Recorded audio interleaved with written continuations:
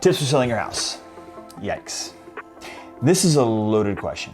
And the answer is probably something that I don't think anybody's ever gonna look up or wanna click on and watch, but we're here now. Let's give it a shot.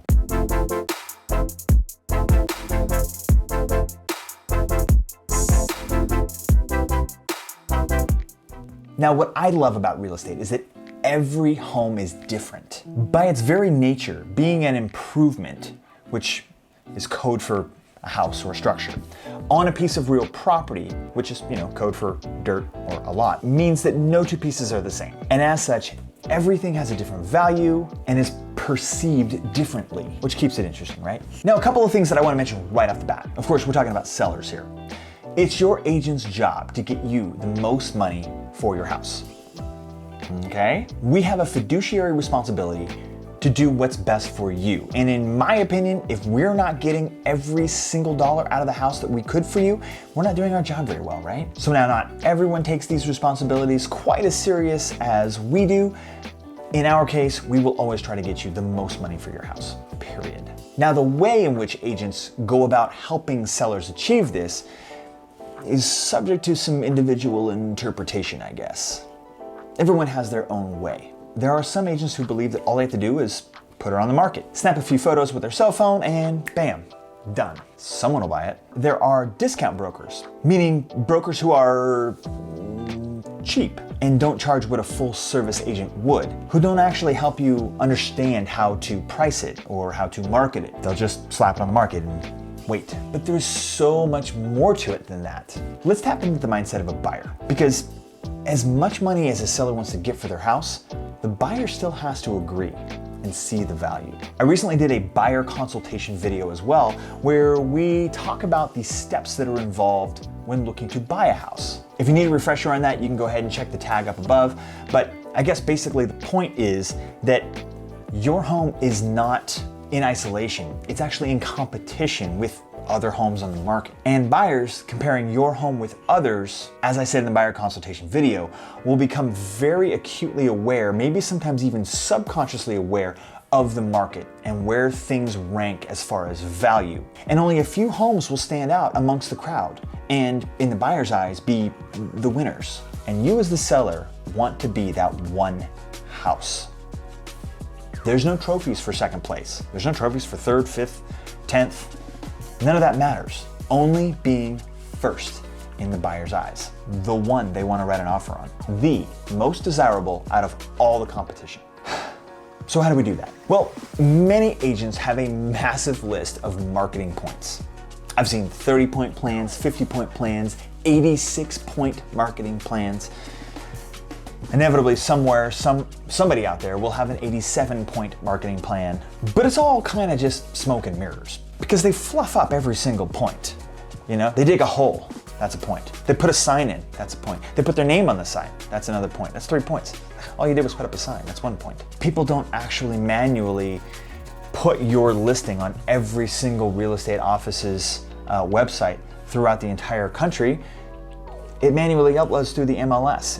It's a feed. It just goes. It goes to Zillow on its own. But my point is that there are a few major things that must be done to effectively market a property. Otherwise, don't even try the rest. Especially in a slower, tougher market like we're starting to see right now. The first is home preparation and staging. Now, back to the mindset of buyers. Trust me, I've represented hundreds of buyers over the years, and you can absolutely sell more than just the walls of the house. You can sell an idea, the idea of living here. The magic of staging, or even just some good home preparation, preparing the house for sale, can make a stale, empty box feel more inviting, or even a home that people are living in can make it feel more like a place that buyers would want to call their own. This has been one of the biggest kind of revelations that I, as an agent, have learned over the past 5 years or so, is the absolute power of staging and presentation. Story time. Just recently, well, last summer, I took some clients through a house in Redmond. The Windows were closed, blinds down, curtains closed, all the lights were off. The seller was actually in the house working in one of the bedrooms, so we couldn't see that bedroom. For a 2,500 square foot house, it was uninviting, it was dark, it felt like a cave. Needless to say, my clients bailed, we didn't buy the house. Fast forward 3 months later, a different set of clients of ours pulled the house up on the MLS and said, we want to see this house. Yep, still on the market, but not really a surprise, right? Now I'm gonna be vulnerable for a second because I told them not to bother. It wasn't a very nice house. I mean, we put it on the list and we scheduled to go show it, but I kind of told them like, look, don't get excited about this one because I've been in this house and it's not really what you're looking for. So we set up the showing and I thought it was a different house for a second. It was spotless. Windows were open, lights were on. There's big, tall windows that were open that let tons of natural light in.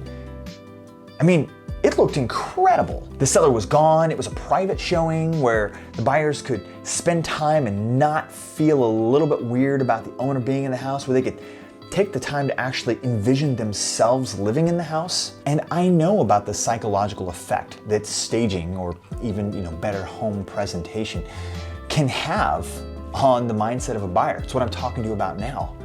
But this just happened a couple of months ago, and even I fell into that trap and was fooled. My clients bought the house and they love it. Now let's think about this from the seller's perspective for a second.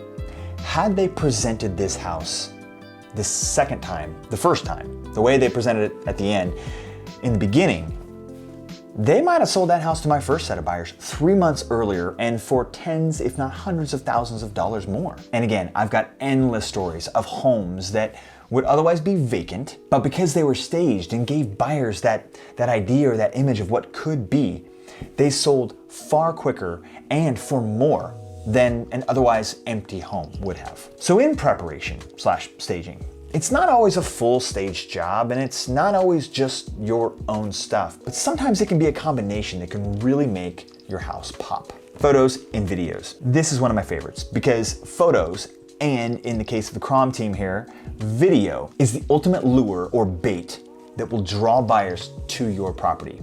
If we're using a fishing analogy here, of course. My point here is that after the home is dialed in presentation-wise, the next big thing is to get exposure, which means we need to show it off. Now this number's been changing since I first started about a decade ago, but back then they said that about 70% of buyers were looking online. But today, everyone is looking online. And guess what?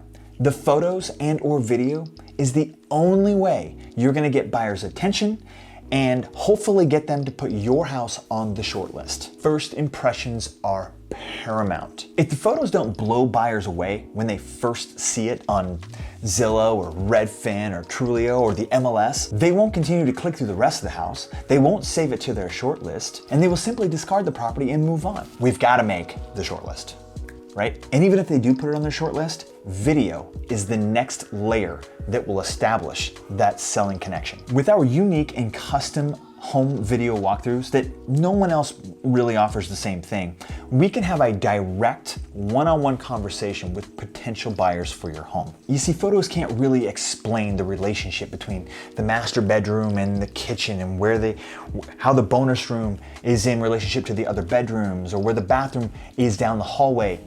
Video can lay out the entire house. And like I said before, when we're walking through the house, explaining the highlights and the points of the house, well, that's just something that you can't do with photos. So if photos get the bite and the video sets the hook, pricing is what's ultimately gonna get these buyers into the net. Okay, finally, price.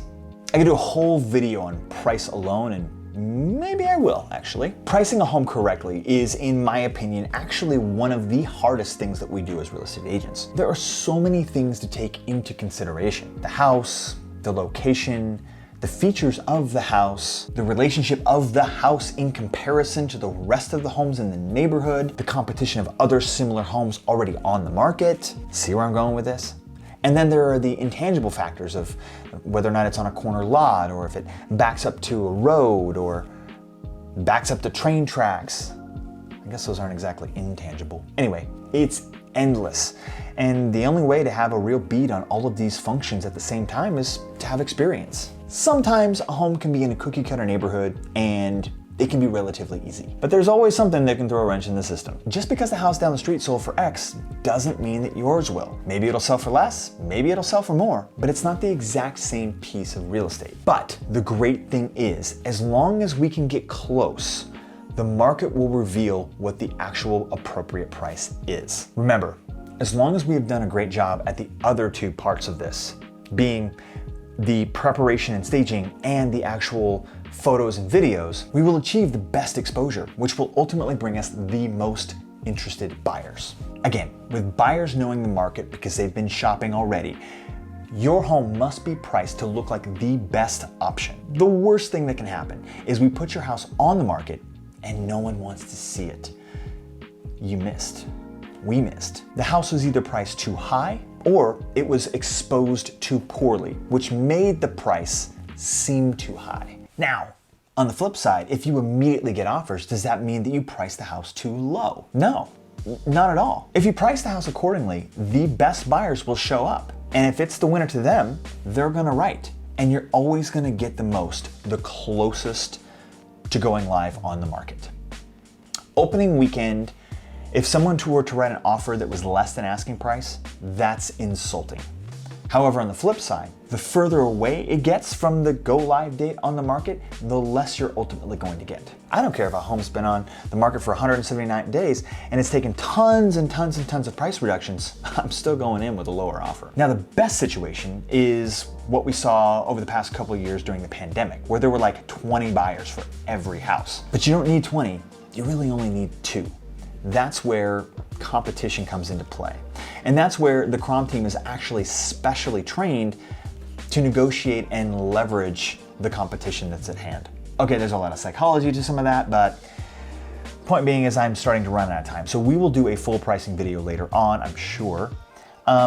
Thanks so much for watching. If you haven't already, you need to subscribe to this channel. We are Central Oregon's source for all things real estate. Be sure to smash the like button and leave a comment.